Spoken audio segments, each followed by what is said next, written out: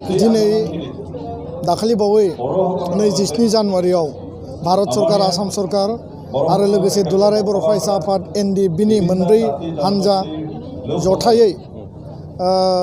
Bodoland territorial reason जि थामथि गोजोन बर' गोरोबथा बे सुक्तिया जानानै थांबाय आरो भारत सरकार, आसाम सरकार आरो आसामनि लोगोसे बर'फोरा बे सुक्तिखौ गोसो गोथारै गोरबोजों बयबो बरायदों आरो बिनि मोनसेल' जाहोनानो जाबाय जे बर'फोरनि जे गोलाव समनि हाथियार लानानै जे संग्राम खालामदोंमोन, बर'फोरखौ उग्रपन्थी होननानै बुंनाय जादोंमोन,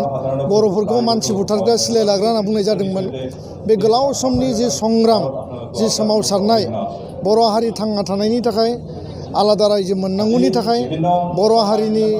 हारि दाफुंनाय गेरेमसा हारि जानांगौनि थाखाय, बर'आ गावनि अधिकारखौ, संबिधानाव थानाय अधिकारफोरखौ लानानै गासैबो अधिकारफोरखौ मोनफुंनांगौनि थाखाय जि सोमावसारनाय, बे सोमावसारनाया फैयै फैयै बयनिबो मददाव, बयनिबो नाजानायाव आरो NDBनि गबिन्द बसुमतारी, रन्जन दैमारी, डिआर नाब्ला जाय बिथाङा जेलाव दङमोन, बिथांखौ भारत सरकारा सुक्तिनि थाखाय दिहुननो बाध्य जादों आरो जोंनि नारसिननायाव भारत सरकारा बे हाबाखौ मावनो गोनां जादों सान्थिनि थाखाय। आरो लोगोसेनो म्यानमार, बांलादेश आरो भुटानाव थानाय जायफोर NDB सावरायग्रा आरो फेरेंग्रा बा बिबिदाय बाथामोन दङमोन, बिथांमोनखौबो भारत सरकारा बर' हारिनि बा भारतनि सान्थिनि थाखाय, बे गोरोबथानि थाखाय बिथांमोना लिंनानै लाबोनानै बे सुक्तियाव सहि होनो थाखाय सुबिदा खालामनानै होदों आरो बर' हारिनि गांनाय उखैनाय आरो बर' हारिनि लुबैनाय बायदियैनो दिनै सावरायग्रा बिदाय बा फेरेंगामोनाबो दिनै सुक्ति खालामनो थाखाय फैदों आरो धीरेन बर' बिथाङाबो बे सुक्तिखौ समर्थन खालामनानै दिनै खामानि मावबाय आरो बेखायनो जों सानो बे गोलाव समनि संग्रामाव दुलाराय बर' फरायसा आफादनि गणतान्त्रिक संग्राम आरो लोगोसेनो NDBनि हाथियार लानानै, हाथियार दोनथ'नानै सावरायनाय बे गासैबो संग्रामनि बिनिमयाव दिनै बर'आ मोनसे गोजोन थासारि मोन्दों, गोजोन मोनसे सुक्ति मोन्दों आरो बे थामथि गोरोबथानि गेजेरजों दिनै जि बड'लेण्ड टेरिटरियेल रिजन बे BTRनि गेजेरजों BTR ओनसोलाव बर'नि जायफोर गामिया BTCजों सरजाबफानानै दङ बा नोङो सनितपुर आरो बिश्वनाथनि जि गामिफोर बे सरजाबफानानै दङ बा खोलाहा थानाय जि BTCआव 95 डिसपुटेड भिलेज दंमोन, बे भिलेजफोरखौ सोसननायनि थाखाय बेयाव माने क्ल'ज होनाय जादों आरो लोगोसेयैनो BTC ओनसोलाव थानाय जायफोर अनाबर होननानै गावसोरखौनो बुंनानै लायो, अनाबरनि मुङाव आन्दलन खालामो, राजनिति खालामो आरो बेबायदि माने मेजर जायफोर नन ट्राइबेल एरिया दङ, बे नन ट्राइबेल मानसिफोरखौ दानख'नायनि बेयाव सुबिदाबो दङ। BTRनि बाहेरायाव थानाय बर'फोरनि थाखाय बर' कसारि जि अट'नमास काउन्सिल बेयाव दाफुंनाय जादों। बेनि गेजेरजों बाहेरनि बर'फोरा राजखान्थियारि हा हुनि मोन्थायखौ बिथांमोना मोननो हाबाय आरो दिनै कार्बि आंलंनि बर'फोरनि थाखाय जि थांनाय 2003 सनावनो ST हिलनि स्टेटास होनायनि थाखाय लिरनाय दङमोन, बेखौ गोख्रैनो फैगौ पार्लियामेन्ट सेसनाव लाबोनानै बेखौ जाफुंसार होनायनि थाखाय, बारहोनायनि थाखाय बे सुक्तियाव लिरनाय दङ आरो बेजों लोगोसे भारताव थानाय बर'फोरखौ बोरैहाय जौगाहोनो हायो आरो बे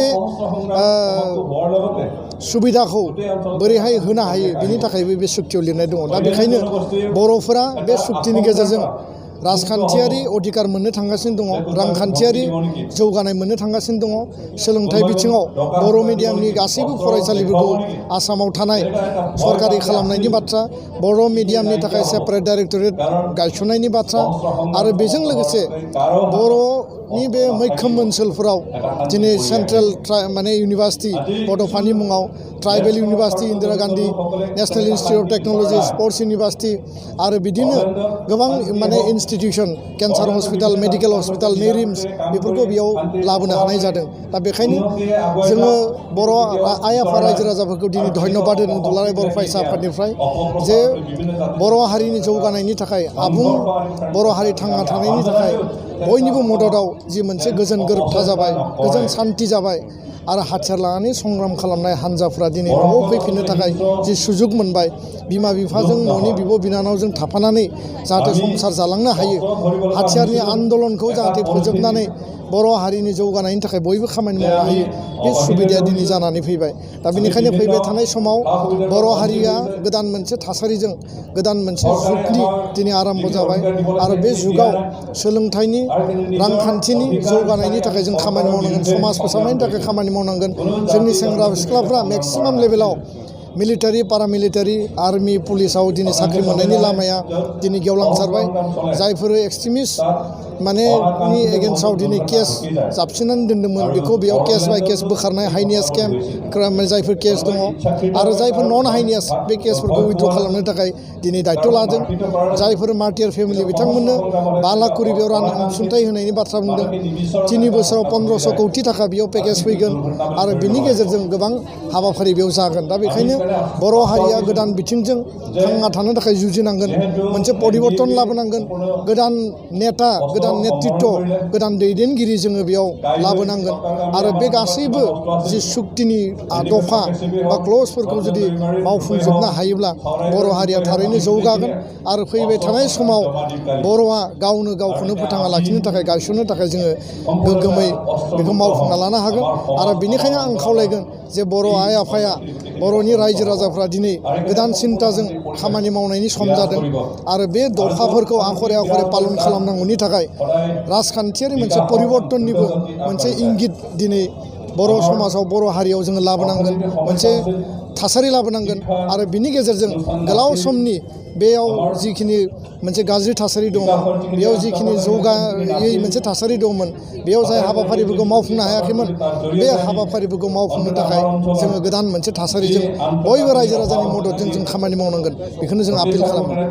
दा बिटिसि इलेक्सना जागोन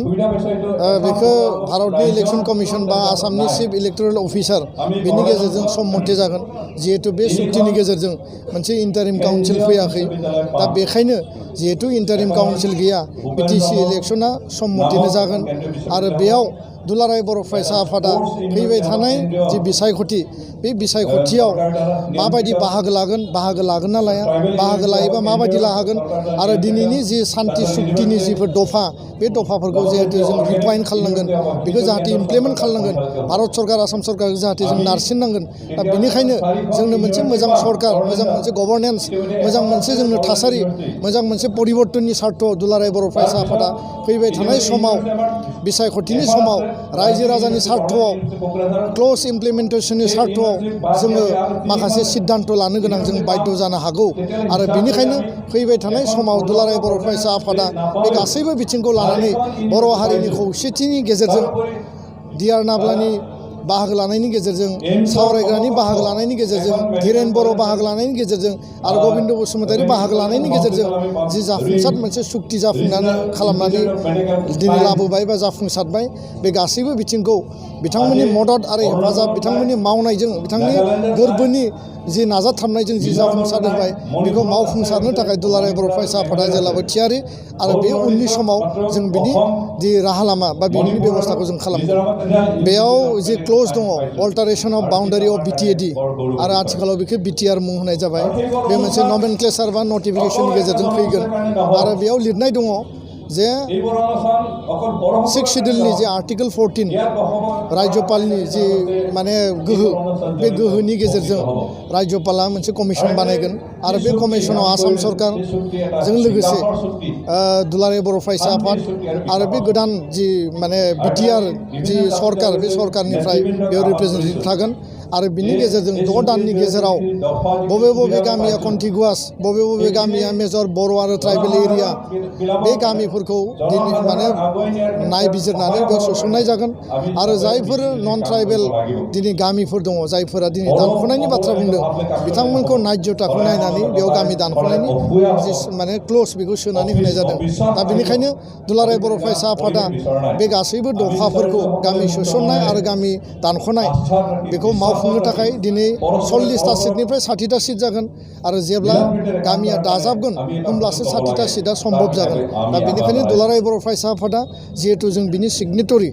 अर्गेनाइजेसन हिसाबै दा बेखायनो दुलाराय बर' फरायसा आफादा जेब्लाबो जों प्रेसार होगोन सरकारखौ भारत सरकार आसाम सरकारखौ जे मोनफ्रोमबो बिनि जि दफा बे दफाखौ जाहाथे letter and spirit Akhare Akhare Bharat सरकारा खम समनि गेजेरावनो मावफुंनानै होयो आरो बिनि थाखाय जोङो प्रेसार होनो थाखाय मालाबाबो जिरायनानै थानाय नङा फैबाय थानाय 7 फेब्रुवारियाव मैया हिमन्त बिश्व शर्मा आसामनि जि केबिनेट मन्त्रि बिथाङा फोसावदों आरो जोंनो जायफोर सिगनेटरि अर्गेनाइजेसन दं बिथांमोननोबो भारत सरकारा दाखालि मिथिहोदों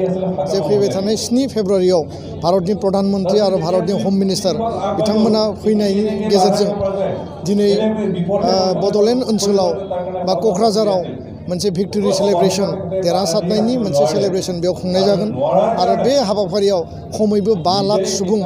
बेयाव बाहागो लानायनि थाखाय जोङो बयबो सिन्था सरथा खालामदों। आसाम सरकार आरो सोमावसारग्रा आफाद जायफोर सिगनेटरि अर्गेनाइजेसन बिनि जथाय नाजानायाव बे हाबाफारिया दिनै जाफुंगोन होननानै जोङो मिजिंथिदों आरो बेखौ जों सावरायबाय थादों आरो बेजों लोगोसे जोङो मिथिदों जे गाबोनो आसाम सरकारनि मददाव बा हेफाजाबाव दिनै आर्मस ले डाउन बे आफादफोरनि जागोन आरो बिनि उनाव जोङो हम कामिं सेरेमनि लानो थाखाय जोङो उदालगुरियाव सानदों। जिहेतु क'क्राझाराव भिक्टरि सेलेब्रेसन जागोन, चिराङाव जिहेतु वेलकाम सेरेमनि मैया जालांबाय, दा बेखायनो 2-3 लाख रायजो राजाफोरनि बाहागो लानायाव जोंनि जायफोर बिग्रायारि जोहोलाव जोहोलावजो दङमोन एनडिएफबिनि जायफोर केडारफोर दैदेनगिरिफोर बिथांमोना जाहाथे सन्मानै मोनसे मोजां सन्माननि गेजेरजों अनारेबल मोनसे पजिशननि गेजेरजों न'आव माने समाजनि हारिनि खामानिखौ मावनानै बिसोर थांफिननायनि सम जाबाय। दा बेखायनो बिथांमोनखौ थांफिननायनि थाखाय जोङो मोनसे वेलकाम माने हम कामिं सेरेमनि जोङो लानो थाखाय सानदों आरो बेयाव रन्जन दैमारि मानगोनां बिथां, सावरायग्रा बिथां, धीरेन बर' बिथां आरो गबिन्द बसुमतारी बिथांमोनजों सावरायनानै दुलाराय बर' फरायसा आफादा मदद होनायनि गेजेरजों जों बे हम कामिं सेरेमनिखौ जों बेयाव खालायगोन आरो बयनिबो रायजो राजानि मददखौ जों लुबैबाय।